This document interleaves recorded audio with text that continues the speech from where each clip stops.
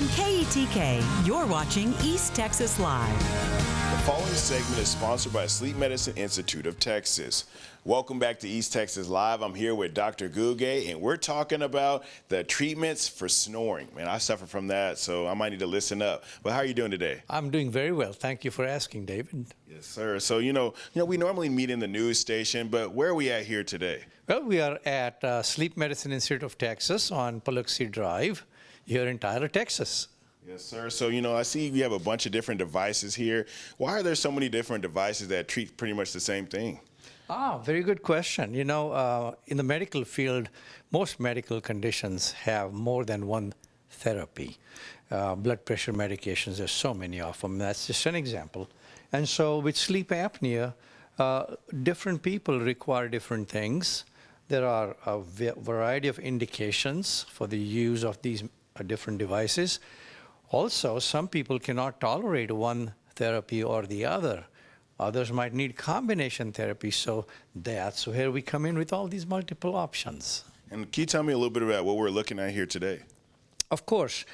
Here in the back, you'll see a generic a PAP machine, a positive airway pressure machine, which can be a CPAP or a BiPAP device attached with a hose and a nose interface.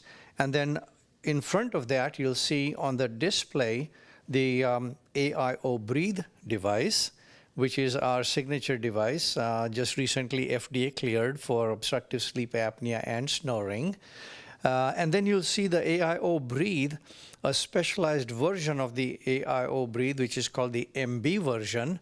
And that's for people who prefer to breathe with their mouths open. They can breathe through their noses if they want to, with either of those devices. But that's primarily for folks that want to clench down into the device and try to use their mouth to breathe. Yes, sir. And so do these options kind of work the same? They achieve the same outcome, or they aim to achieve the same outcome. For example, with sleep apnea, the airway relaxes and tries to close while you're asleep. So a PAP machine uses compressed air to inflate it back to its original size.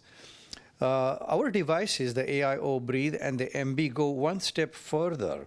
Their connected arc of motion creates an on-demand airflow process where if you sleep with your mouth closed, the airway will expand back to its normal size. If you start opening your mouth, the airway can get larger than your natural size, offering even more airflow during conditions like REM sleep where you demand more oxygen. Sir, you're a sleep doctor, so how do you kind of determine what option is best for your patients? A lot of times we go by what patients would like. We sit down with the patient, we look at their medical condition, we look at alternatives of therapy that will work for them.